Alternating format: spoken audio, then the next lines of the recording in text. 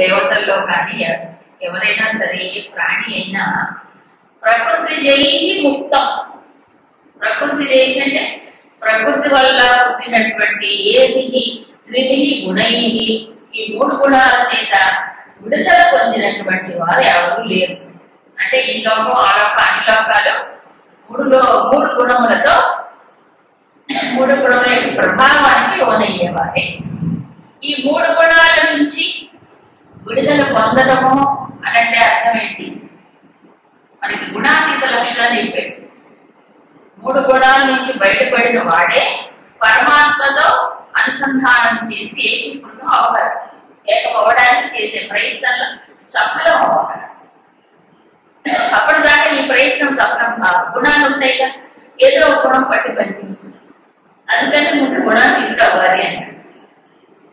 అంటే ఏం చేయాలి? అప్పుడు గుణాతీతుడు అంటే గుణాలు లేకుండా పోవాలి. గుణాలు అసలు లేకుండా ఉంటాడు కదా, జీవుడు అనేవాడే ఉంటాడు కదా. ఈ ఉపాధి ఉన్నంత వరకు ఉంటాయి గుణాలు. కాకపోతే ఆ గుణాల యొక్క స్వభావాన్ని అర్థం చేసుకొని వాటికి దూరంగా ఉండడం. ఆయన ఉండగలగాలంటే తమ గుణంలో ఉన్నవాడు అసలు ఏమీ తెలియదు. గుణం రజస్సులో ఉన్నవాడు 10 లక్షలు వేసి సరిపోతుంది.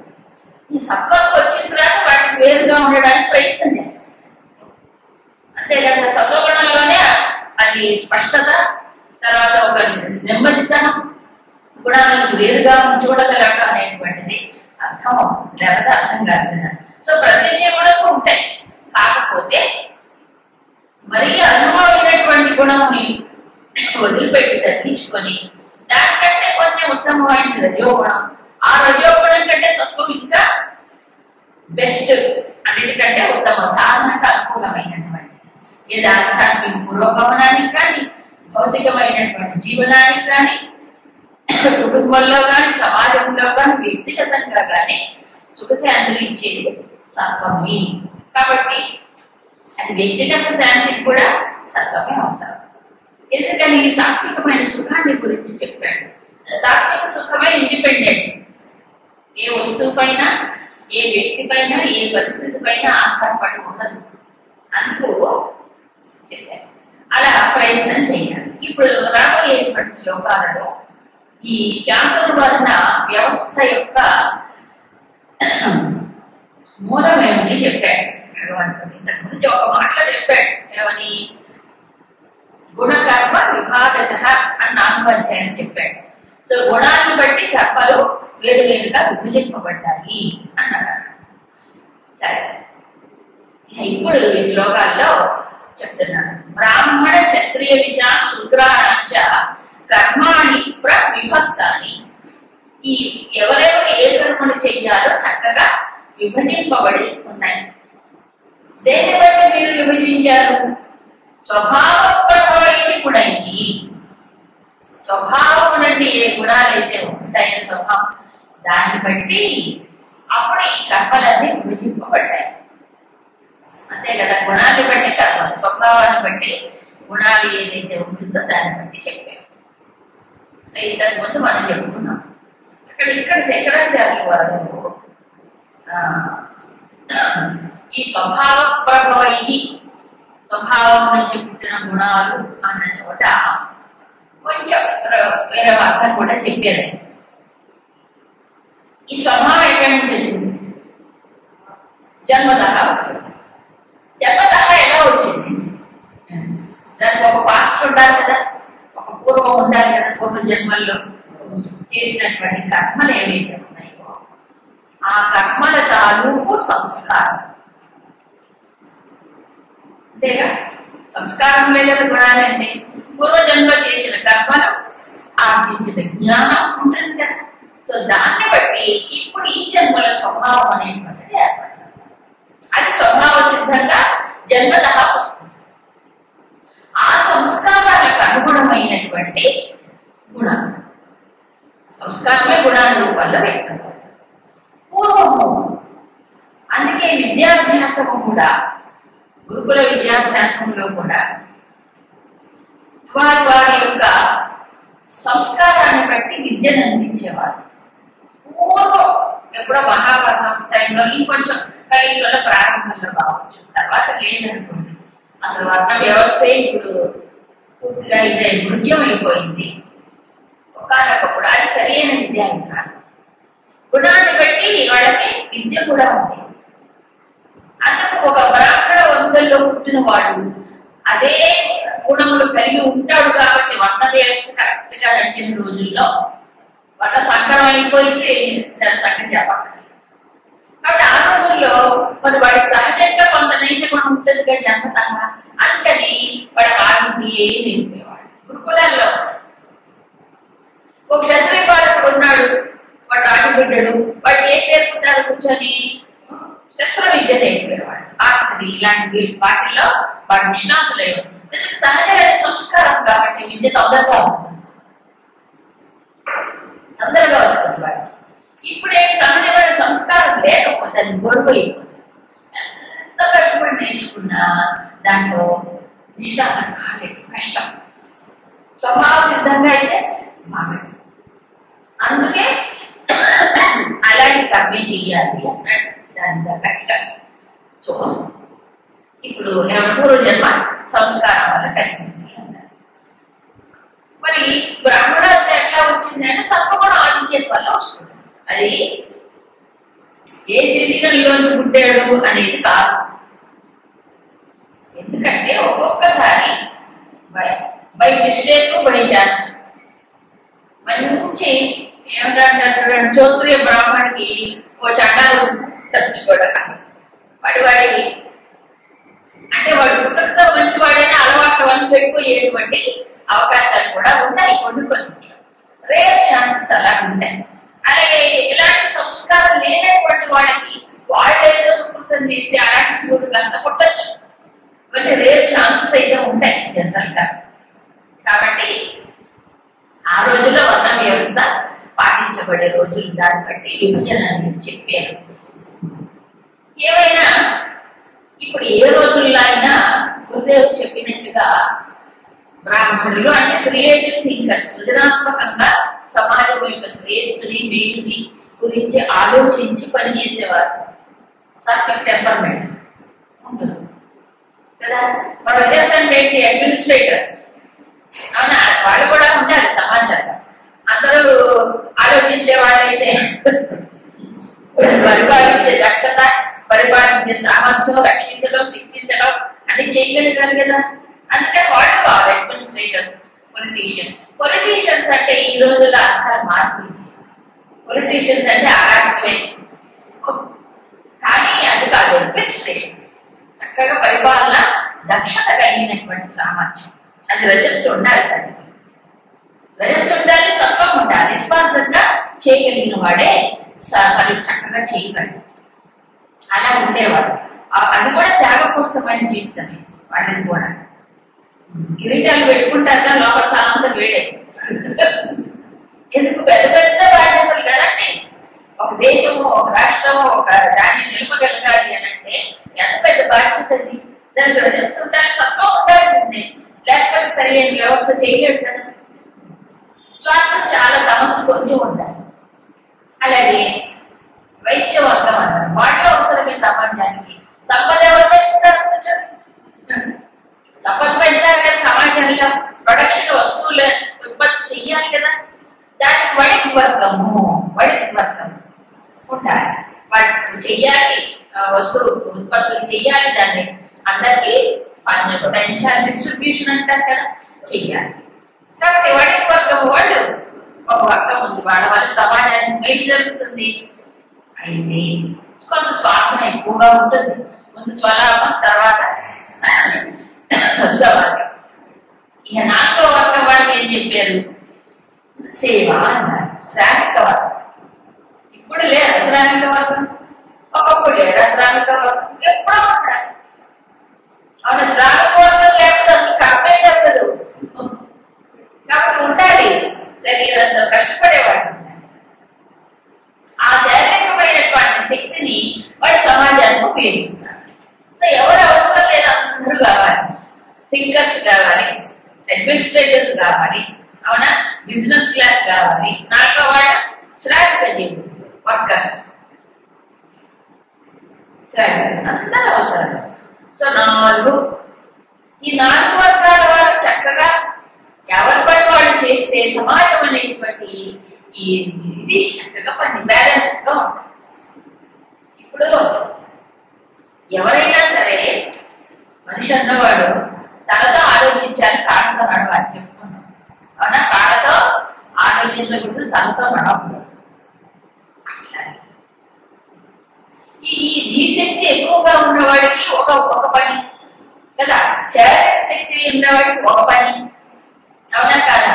అడ్మినిస్ట్రేషన్ శక్తి కలిగినటువంటి వాడికి మరో పని. వాడి కెపాసిటీని బట్టి ఆ పూర్వకాలం చెప్పేవారు, విధించేవారు ఆ రకంగా. అందుకని క్వైట్ లాజికల్. ఒక రకంగా చెప్పాలంటే ఈ వర్ణ వ్యవస్థ అనేది అది సమాజానికి, వ్యక్తికి మంచిది. ఏమండి మరి ఎందుకు ఈ పనే చెయ్యాలి, మేము ఆ పని ఎందుకు చేయకూడదు అనే ఒక సందేహం కలుగుతుంది అందరికి. బుద్ధిని బట్టి కదా కర్మ. మనకి భగవద్గీతలో రామాయణాల్లో చోట శ్రీరామచంద్రుడు చిత్రకూటంలో ఉన్నప్పుడు భరతుడు సైన్య సమేతంగా వెళ్ళి రాముడిని ఇంటికి తీసుకురావడానికి, రాముడిని ప్రార్థించడానికి వెళ్తారు. వెళ్ళినప్పుడు మామూలుగా వెళ్ళాడు, పట్టాభిషేకం సంరంభాలతో వెళ్ళిపోతాడు. అక్కడే పట్టాభిషేకం చేసి తీసుకురావాలి. సరే ప్రార్థిస్తాడు, అంతా అయిపోతుంది. భక్తులు కూడా రాముడులాగానే వేషధారణ చేస్తాడు. జడలు కట్టుకొని, నాలుగేళ్ళు కట్టుకొని ఉంటాడు. రాముడికి ఆశ్చర్యం కలిగి, ఏమిటయ్యా భర్త, ఏమిటి వేషం ఏంటి, నువ్వు రాజకుమారుడు కదా, నేనంటే వనవాస దీక్షలో ఉన్నాను, నువ్వేమిటి వేషం వేసుకున్నావు? సరే జరిగిందంతా చెప్పాడు. తండ్రి గారి యొక్క మరణమైందంట. ఇక తర్వాత రాముడు భక్తుడే కదా, అందుకని శ్రీరాముడు రాముడిని కొన్ని ప్రశ్నలు వేస్తాడు. దాదాపు 40 పైన ప్రశ్నలు ఉంటాయి దాంట్లో. నువ్వు అలా చేస్తున్నావా, ఇలా చేస్తున్నావా, అలా ఇలా ప్రశ్నలు వేస్తాడు. ఏ ప్రశ్నలు అంటే అడ్మినిస్ట్రేషన్ కి సంబంధించిన ప్రశ్నలు. పరిపాలన వ్యవస్థ ఎలా ఉండాలి అని ప్రశ్నలు వేస్తాడు.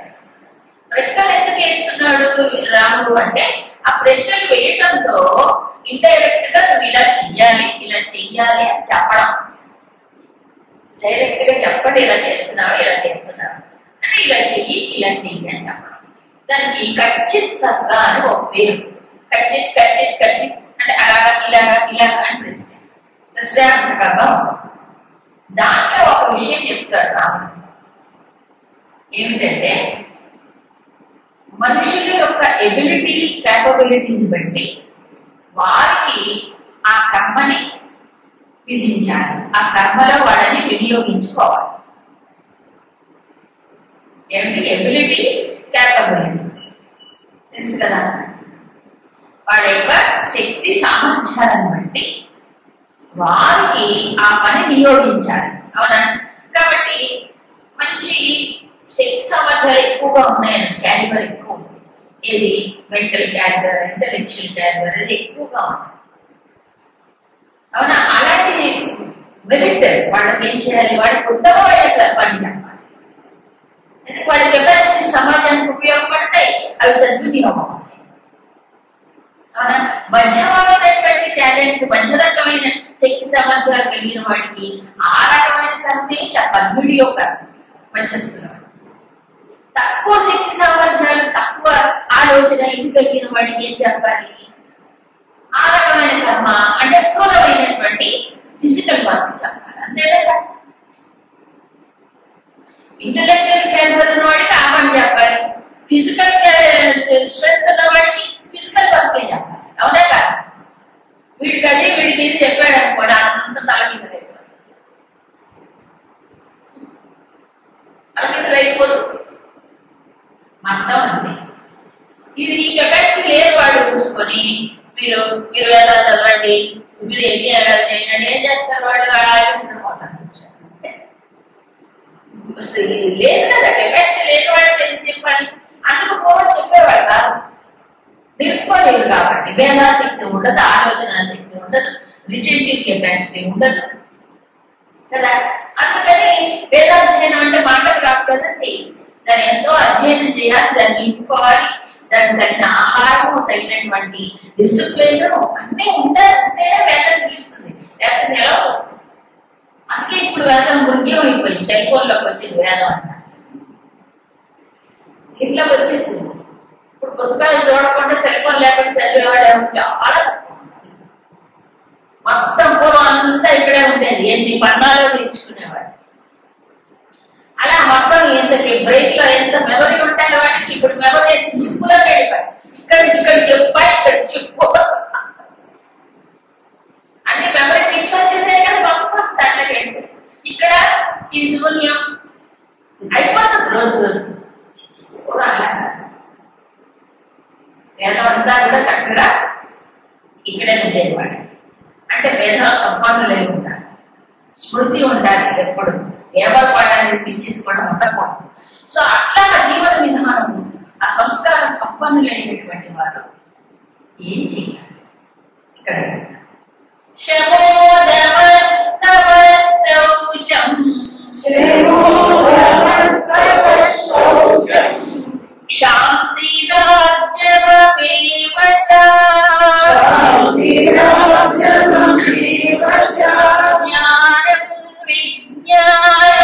శాంతి జ్ఞానం విజ్ఞానమాస్తిక్యం బ్రహ్మకర్మ స్వభావజం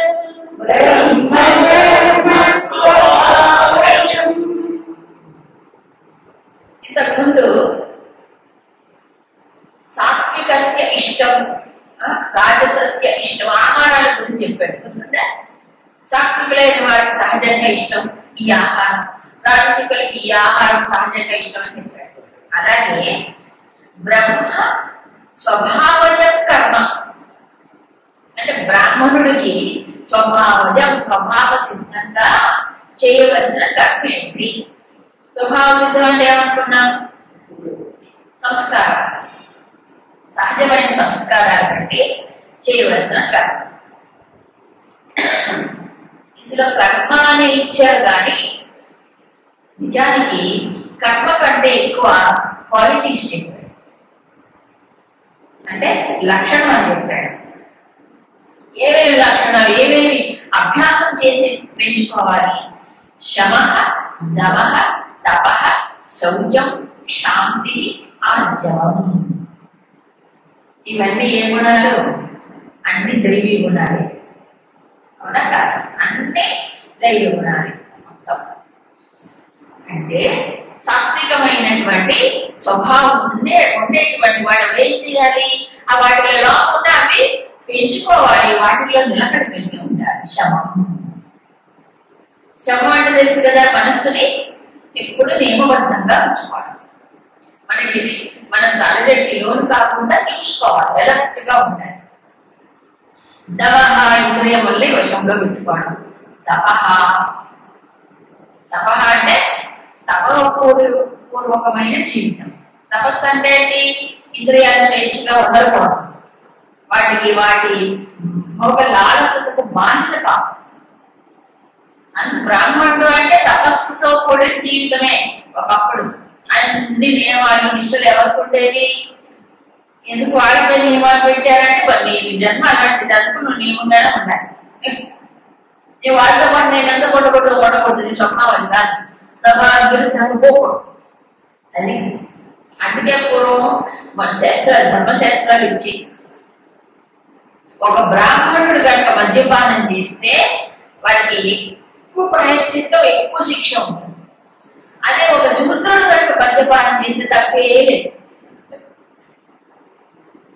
ఎందుకు తప్పలేదు? వాడి స్వభావం అది కాబట్టి వాడికి తప్పలేదు. స్వభావ సిద్ధమైనటువంటిగా ఉంటాయి, వాడు శ్రమజీవుడు కాబట్టి. కానీ బ్రాహ్మణుడు అంటే శ్రమజీవుడు, ఈ బుద్ధిజీవుడు. బుద్ధిజీవుడు కనుక ఈ మత్తుకు అలవాటు పడితే బుద్ధి ఏమైపోతుంది చెప్పండి? చేయకూడదు. విధి నిషేధములు బ్రాహ్మణుడికి ఎక్కువ ఉంటాయి, ఎందుకంటే వాడి బాధ్యత ఎక్కువ ఉంటుంది కాబట్టి. సమాజం ఎడల ఎక్కువ బాధ్యత వాడుకుంటుంది. ఒకప్పుడు అలా ఉండేది కాబట్టి అంత గౌరవనీయమైనటువంటి స్థానాన్ని ఇచ్చారు. భూసూరులు ఏమన్నా వాడని, భూసూరులు అంటే భూమి మీద వెలిసిన దేవతల్లాగా అని చెప్పేవాడు. భుసురోత్తమ అనేవాడు. అవునా కదా? ఈవెన్ అంత పెద్ద మహారాజులైనా సరే అలాంటి బ్రాహ్మణులకి కాళ్ళు కడిగి నీళ్లు జరుగుతుంది.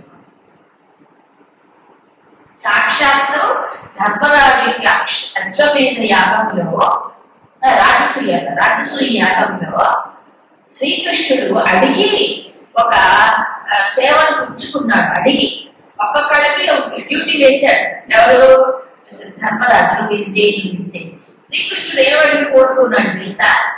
ఈ రాజసూయ యాగానికి వచ్చిన బ్రాహ్మణోత్తములకు పాదప్రక్షాళన చేయిస్తాను. అందుకు ఆయన పాపం అంటే వాళ్ళ పాదాలు ఏం పడుకుంటారు, అది నాకు అంటాడు.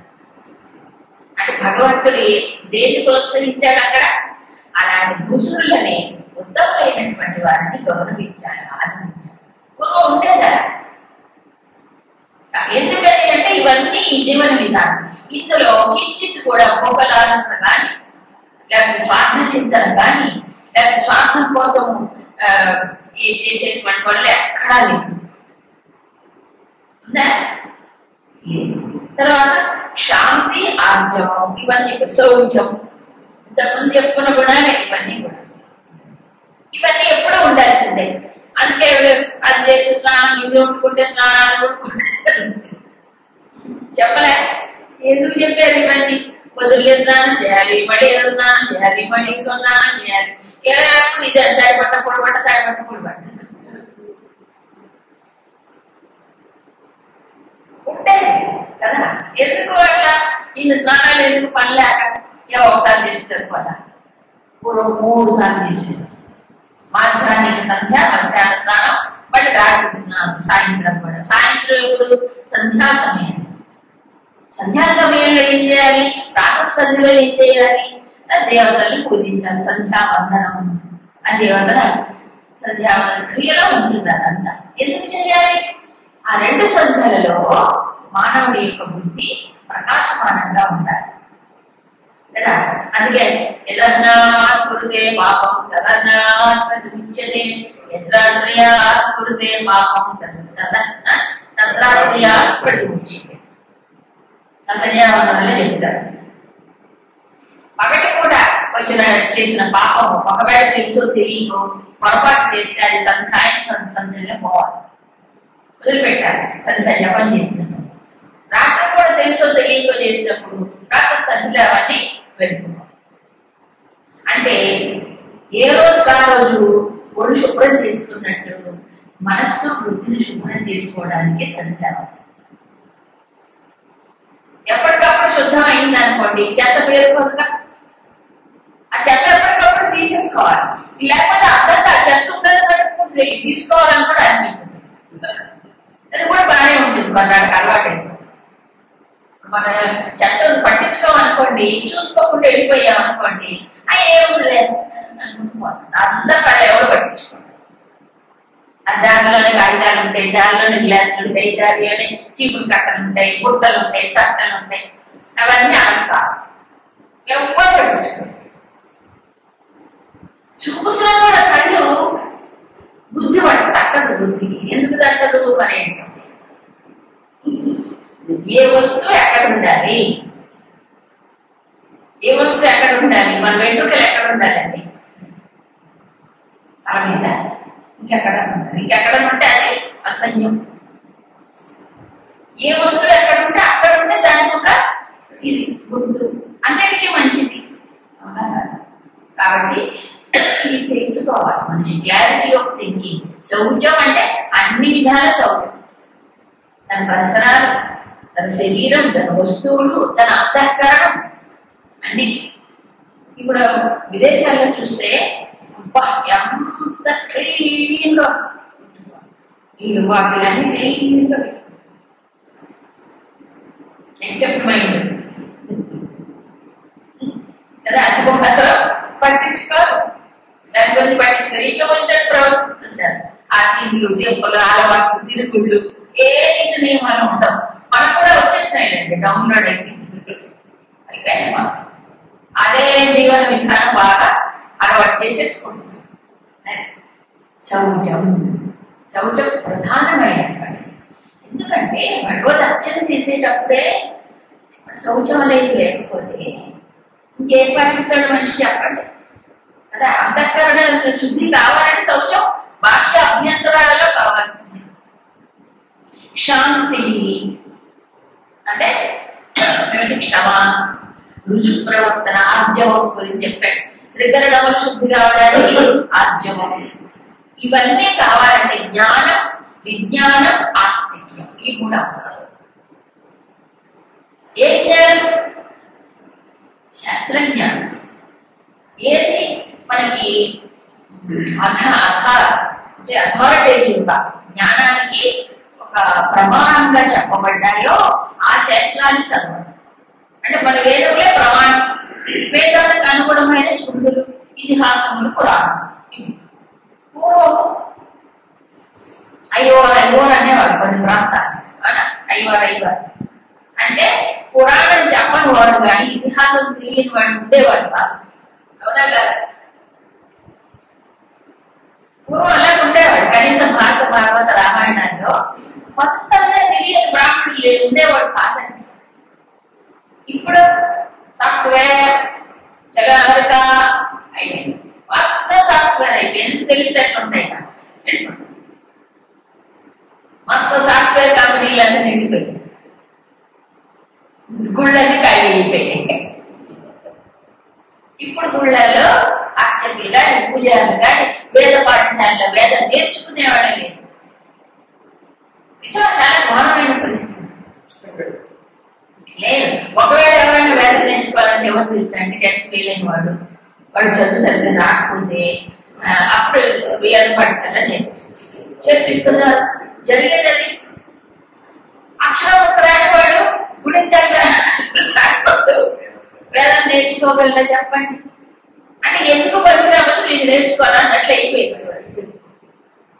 నీకు కాస్త బాగా టాలెంట్ ఉందో సాఫ్ట్వేర్, అక్కడ వాడికి పని చేయండి, ఓకే అక్కడికే వాడికి పని చేయండి, మన దేశంలో టాలెంట్ తీసుకో. దీని గురుదేవుని బ్రెయిన్ డ్రెయిన్ అనేవాడు. బ్రెయిన్ డ్రెయిన్ అంటే మనకున్న మేధాశక్తి అంతా మనకు ఉపయోగపడట్లేదు. ఎవరికి ఉపయోగపడుతున్నాయి? విదేశీ కంపెనీలకు చేస్తున్నారు. దేనికోసం? డాలర్స్. డాలరే దైవం, దీనారే దైవం. దీనార్ అంటే అక్కడ కువైట్ విత్ అరబిక్ కంట్రీస్ లో దీనార్. Pounds UK. సో పైసా మీ పరమాత్మ అయిపోయింది. ఎప్పుడైతే ఇది వచ్చేసిందో ఇక అన్ని వదులుకున్నారు పూర్తిగా. ఏం చెయ్యాలి అని. ఇంకోటి ఏంటంటే ఒకళ్ళనే మనం అనకూడదు, మొత్తం 100 వ్యక్తి టోటల్ గా దెబ్బతింది. వీళ్ళు వేదానికి అంకితమైపోయి వేద విద్య నేర్చుకొని శాస్త్రాలు చదువుకొని ఆ వృత్తిలో నిలకడగా ఉండాలంటే వాటిని పోషించే వాళ్ళు కూడా ఉండాలి సమాజంలో. పూర్వం మహారాజులు ధనిక వర్గం వాడు వాళ్ళని పోషించే బాధ్యత తీసుకునేవాడు. కాబట్టి వాళ్ళ హాయిగా వాడి జీవితాన్ని ఈ తపస్సులో, ఈ వేద అధ్యయనంలో, తర్వాత గౌరవించడంలో గడిపేవాడు. ఇప్పుడు వాడిని పోషించే వాళ్ళు ఎవరు లేక ఏం చేస్తారు పాపం వాళ్ళు. అందుకని ఏమైపోయింది, ఇక మనకు లాభం లేదురా, మనం పొట్ట పూట గడవకపోతే మనం ఏం చేయగలం అని పాపం అక్కడి నుంచి తప్పు. ఆ సహజమైనటువంటి ఏదైతే చేయవలసిందో అది చేయలేక అటు మానుకోలేక కొంతమంది, ఇటు చేసినా పూట గడవడం కష్టం. అలా అయిపోయింది. అంత ఘోరమైన పరిస్థితి అంటే వెళ్లబట్టుకొని గౌరవించం చేస్తే పిల్లనివ్వట్లేదు. పిల్లనివ్వట్లేదు ఎవరు? పెద్ద బ్రాహ్మణ అంటే పిల్లనివ్వట్లేదు. పాప అందుకని ఉండి లేకుండా క్రాప్ పెట్టుకొని ఆ పిల్లకి కనీ కనిపించకుండా కవర్ చేసుకుంటున్నారు. అందుకని ఆ గౌరవించం చేసేటప్పుడు మాత్రం పంచాంగంగా కట్టుకొని మామూలు అప్పుడు జీన్స్ గీన్స్ అన్ని వేసుకొని తిరుగుతున్నారు. అవును, ఆడపిల్లనే జీన్స్ వేసుకొని సగం సగం వేసుకుంటుంటే వాళ్ళు నచ్చుతారంటే ఈ కాలం పిల్లలు మరి ఏం చేస్తారు వాళ్ళు? అట్లా సమాజం మొత్తం కూడా అస్తవ్యస్తం అయిపోయింది, ఇంబ్యాలెన్స్ అయిపోయింది. కాబట్టి వాళ్ళు ఆ పని చెయ్యాలన్నా, శాస్త్రం వేదం నేర్చుకోవాలన్నా మరి ఎక్కడ అయినప్పటికీ ఇంకా చావలేదు, ఇంకా కొంత బతికే ఉంది పట్టేసరి అంటే ఆ సహజమైన సంస్కారం ఎక్కువ ఉన్నవాడు నువ్వు ఎవరితో పాటు వాడు అక్కడ వేదం నేర్చుకుంటున్నారు. కొంతమంది ఉన్నారు నేర్చుకుంటున్నారు చక్కగా, ఏదో కాస్త చేయవలసిన అర్థం చేస్తూనే ఉన్నారు. అక్కడ మనకు ఉంటున్నాయి ఉన్నాయి. కాబట్టి విచిత్రం ఏంటంటే ఇక్కడ ఎవరు పోషించట్లేదు కాబట్టి అక్కడ పోయి పౌరహిత్యం చేసుకుంటున్నారు. అక్కడ డబ్బులు ఎక్కువ వస్తాయి కదా అక్కడ పోయి చేసుకుంటున్నారు. సరే, జ్ఞానం విజ్ఞానం ఆస్తిక్యం. సో బ్రాహ్మణుడు స్వభావత ఏం చేయాలి అంటే జ్ఞానం సంపాదించుకోవాలి. ఏ జ్ఞానం? వైదిక జ్ఞానం. ఉపనిషత్తుల్లో ఏముంది, వేదముల్లో ఏముంది, స్మృతుల్లో ఏముంది. తర్వాత విజ్ఞానం. విజ్ఞానం అంటే ఏంటి? కేవలం శాస్త్రజ్ఞానంతో పాటు మరేమిటి తన నిత్య జీవితంలో ఆచరణలో అనుసరించినప్పుడు వచ్చేటువంటి అనుభవ జ్ఞానం. దాన్ని ఆచరణలో పెట్టాలి కదా, పెట్టినప్పుడు మెచ్యూరిటీ వస్తుంది వాడు, అది అనుభవ జ్ఞానం. ఇంకా ముఖ్యమైనది ఆస్తిక్యం. ఆస్తిక్యం అంటే ఏం లేదు, భగవంతుడు ఒకడు ఉంటాడు, భగవంతుడి యొక్క అస్తిత్వాన్ని పూర్తిగా విశ్వసించడం, తర్వాత అస్తిత్వాన్ని చెప్పేటువంటి వేదములను ప్రమాణంగా స్వీకరించడం, ఇది ఆస్తిక్యం ఉంటుంది. ఇవన్నీ బ్రాహ్మడికి సహజమైన లక్షణాలు, సహజమైనటువంటి లక్షణాలు. కాబట్టి అలాంటి వాళ్ళు ఈ వేదం నిలవాలన్నా ఆ రకమైన జీవనం గడపాలన్నా ఈ శమము, దమము, తపస్సు, శాంతి, ఆజ్ఞము ఇవన్నీ చెప్పారు. ఈ లక్షణాలు పెంపొందించుకోవాలి, అలవర్చుకోవాలి. అంతే తప్ప ఈజీ గోయింగ్ వే లైఫ్ అనేది బ్రాహ్మడికి లేదు. అంటే ఏదో సరదాగా విప్లవించాలి పోతాం లేదు, వాడి జీవితంలోనే లేదు. తపోవరమైన జీవితం అంతే. జల్సా చేద్దాం, పార్టీలకు పోదాం ఉంది అంటే ఎప్పుడైనా అలాంటి జీవన విధానం గురించి ఆలోచనలు కూడా